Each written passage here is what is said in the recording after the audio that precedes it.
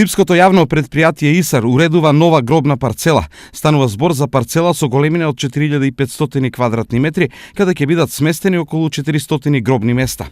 Уредувањето е со изведба на две бетонски пристапни патеки во должина околу 80 метри.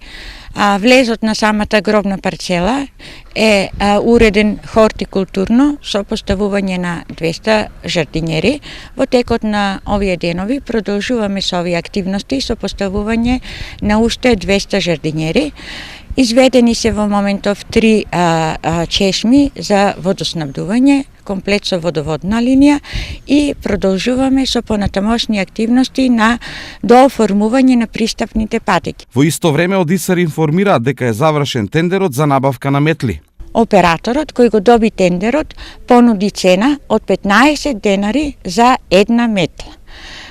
Тој е истиот оператор кој со претходното раководство имаше договор за набавка на една метла по 50 денари.